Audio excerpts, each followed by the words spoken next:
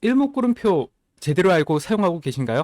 이번 시간에는 일목구름표의 올바른 사용 방법에 대해서 말씀드리겠습니다. 안녕하십니까, 트레이딩뷰 탑오서 차티스트입니다. 많은 사람들께서 일목구름표의 사용 방법에 대해서 문의를 주셨습니다. 오늘은 일목구름표 사용 방법에 대해서 살펴보고 이를 활용하여 비트코인을 분석하겠습니다. 일목구름표 특강입니다. 일목구름표는 1960년대 일본에서 개발된 기술적 분석 도구입니다. 이는 가격 흐름을 분석하고 향후 추세를 예측하기 위해 사용됩니다. 일목구름표는 다음과 같이 4가지로 구성이 됩니다. 전환선, 기준선, 선행스팬, 그리고 후행스팬으로 이루어져 있습니다. 전환선은 과거 9일 동안의 최고가 플러스 최저가 나누기 2를 하면서 계산이 되고, 이는 주가의 단기적인 움직임을 나타내며 이동평균선의 역할을 합니다. 즉 과거 9일의 최고점 그리고 최저점 나누기 2를 한 것이 바로 전환선입니다. 전환선은 단기 추세 단기 이동평균선으로 볼 수 있고 일봉을 통해 활용이 가능합니다. 두 번째 기준선은 과거 26일 동안의 최고가 플러스 최저가 나누기 2로 계산이 됩니다. 기준선은 중기 추세 중기 이동평균선이라고 생각을 하시면 되시고 주봉을 통해서 파악을 할 수 있습니다. 일목구름표에서 가장 중요한 선은 바로 기준선입니다. 이유는 중기적인 추세를 나타내며 주가의 장기적인 움직임을 판단할 때 사용되기 때문입니다. 따라서 일목구름표로 비트코인을 분석을 할 때 주봉을 통해서 이 기준선을 기준으로 비트코인이 위에 있는지 비트코인 가격이 아래에 있는지 확인을 하시면 되겠습니다. 다음으로 선행스팬입니다. 선행스팬은 다음과 같이 A, B의 2개의 선으로 구성이 됩니다. 선행스팬 A는 전환선 플러스 기준선을 더하고 여기에 나누기 2를 해서 재미있는 것은 26일 앞으로 이동을 시킵니다. 구름대라고 하죠. 일목구름의 윗면을 나타냅니다. 이러한 구름의 윗면은 단기 트렌드를 의미를 합니다. 다음으로 선행스팬 B는 과거 52일 동안의 최고가 플러스 최저가를 나누기 2를 해서 이 또한 마찬가지로 26일 앞으로 이동시킨 선입니다. 구름의 아랫면을 나타내고 이는 장기 트렌드를 파악을 할 수 있습니다. 마지막으로 후행스팬입니다. 후행스팬은 예를 들어 비트코인 현재 가격을 왼쪽으로 26일 이동하여 표시한 선을 의미합니다. 이러한 후행스팬은 현재와 과거를 비교하며 시장의 상태 그리고 전환 신호를 확인하는 데 사용이 됩니다. 그렇다면 여기서 궁금한 점이 분명히 생기실 겁니다. 왜 9일, 26일, 그리고 또 50일이야 이렇게 궁금하실 수 있죠. 일목구름표의 이러한 숫자들이 가지는 의미는 전환선에서 사용되는 구는 주식이 단기적인 움직임을 확인하기 위한 기간입니다. 일본에서 일주일은 일반적으로 6거래일이었기 때문에 9일은 대략 한 주 단기를 나타내며 이 기간의 최고가와 최저가를 평균을 내어서 앞서 전환선을 계산을 합니다. 26일은 기준선에서 사용되는 숫자이며 이는 중장기적인 추세를 확인하기 위한 기간입니다. 대략 한 달은 26일이죠. 한 달을 나타내고 이 기간의 최고가, 최저가를 평균 내어 기준선을 계산을 합니다. 선행스팬에 사용되는 숫자 52는 장기적인 추세를 확인하기 위한 기간입니다. 이는 1년, 즉 장기를 나타내며 이 기간의 최고가, 최저가를 평균 내어 선행스팬 B를 계산을 하게 됩니다. 이러한 숫자는 일목구름표 개발자가 사용한 표준적인 기간입니다. 이러한 숫자를 대입을 해서 보조지표를 만들었더니 유효율이 높더라 이렇게 이해를 하시면 되겠습니다.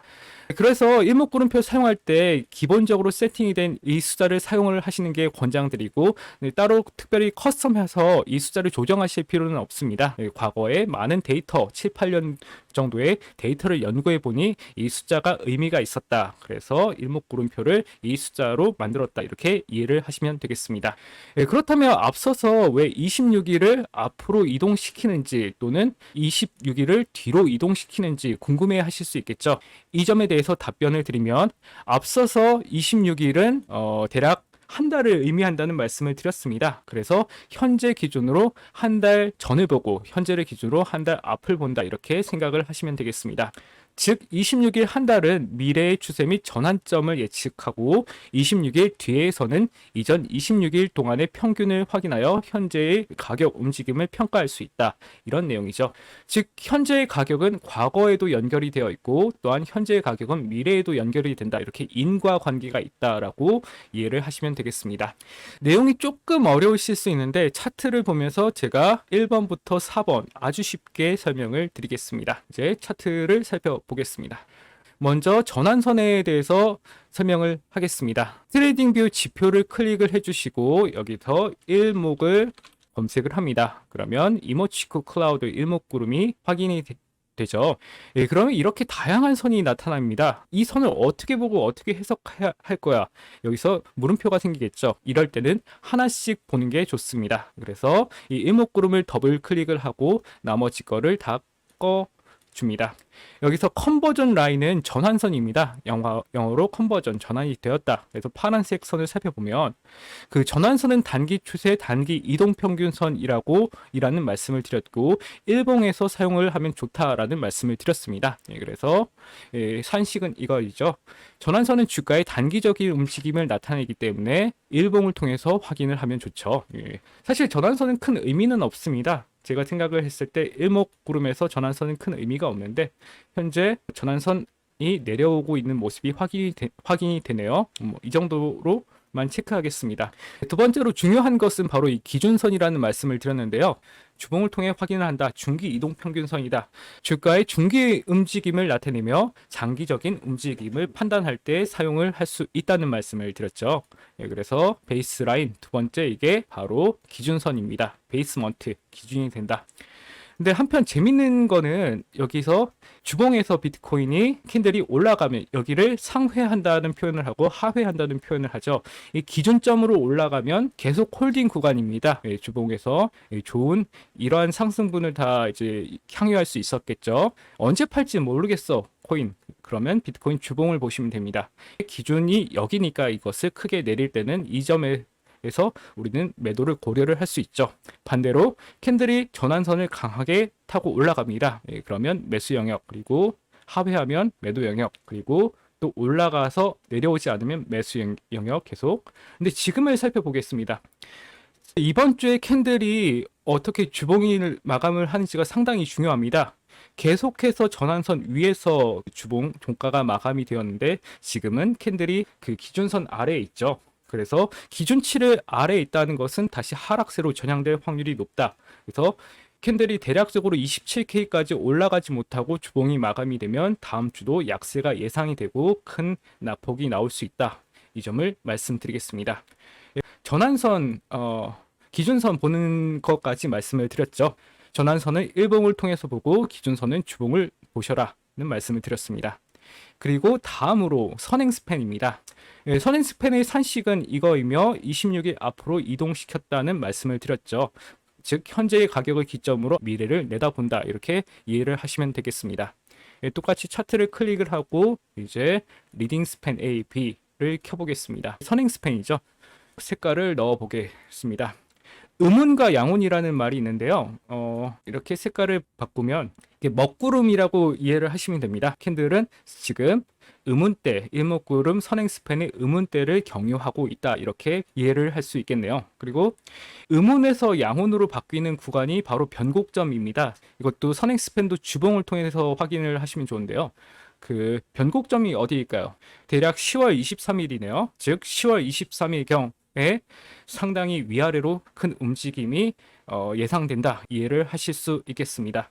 그렇다면 이러한 선 어떤 의미가 있을까요? 한번 켜볼까요? 왜 여기서 저항을 받았을까? 궁금하지 않으실까요? 여기가 가격이 31.8K입니다. 딱 여기 터치하고 조정을 받고 있죠.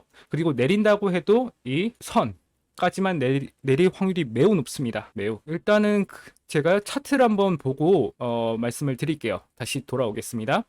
선행 스팬 B가 가지는 이러한 수평선의 의미가 무엇일까요? 일목구름 또 켜볼까요?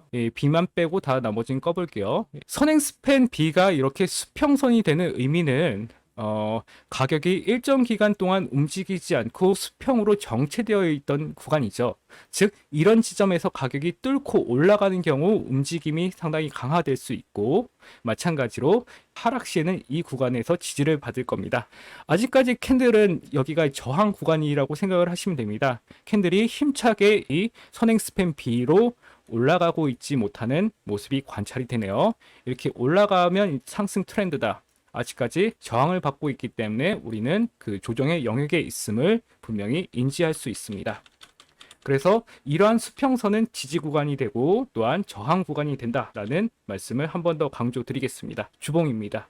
그래서 비트코인이 나중에 그 상승 반등 흐름을 더 타고 이렇게 반등해서 올라갈 경우 저는 상당히 높은 확률로 여기서 저항을 받을 것이라고 생각을 합니다. 이러한 점은 가격이 정체적 있던 구간이기 때문에 상당히 강한 저항 구간이 되겠죠.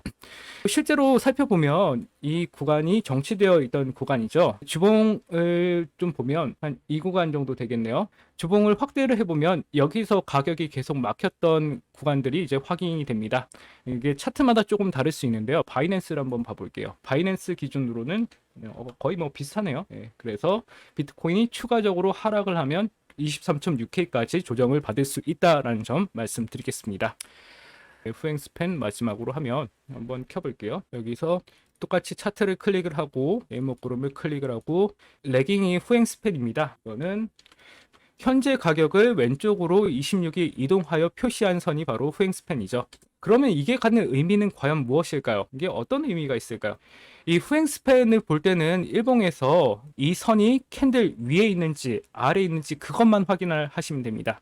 녹색 선이 캔들 위에 있으면 강추세라는 뜻이고 녹색 선이 이렇게 캔들 아래로 내려가면 하락하는 추세라는 점을 파악을 하시면 되겠습니다. 현재 그럼 녹색 선이 캔들 위에 있나요? 아래에 있나요? 너무 쉽죠. 캔들 아래에 있죠. 이 녹색 선이 만약에 캔들 위로 올라가면 이렇게 올라가면 다시 추세는 반전될 수 있다. 근데 아직 올라오지는 못했죠. 오늘이 여기 구간이니까 올라오려면 1, 2, 3 적어도 한 3일 정도 조금 더 가격이 올라야 되겠네요. 그래서 이렇게 타면 그럼 비트코인 가격이 한 이 정도까지 올라가겠죠. 여기 이상으로 넘어가면 그러면 다시 또 반등을 기대할 수 있다. 이렇게 파악을 하시면 되겠습니다. 예, 이제 다 끝났네요. 후행 스팬도 알아봤고 일목구름표의 숫자가 가지는 의미는 큰 의미는 없다. 그냥 개발자가 만든 그 숫자이다. 그리고 현재를 시점으로 앞이나 뒤를 본다. 26일 한 달을 본다. 이게 바로 일목구름표이네요. 오늘 영상이 도움이 되셨다면 좋아요, 구독, 그리고 댓글, 알림 설정 부탁드리고요. 이거 외에도 한 4페이지 정도 일목구름표에 대해서 설명한 자료가 있습니다. 제가 누구나 다 이해하기 쉽도록 정리한 자료가 있으니까 자료 필요하신 분들은 저희 카카오톡방 들어오셔서 요청해 주시면 되겠습니다. 그럼 일목구름표 끝장내기 모두 마치도록 하겠습니다. 감사합니다.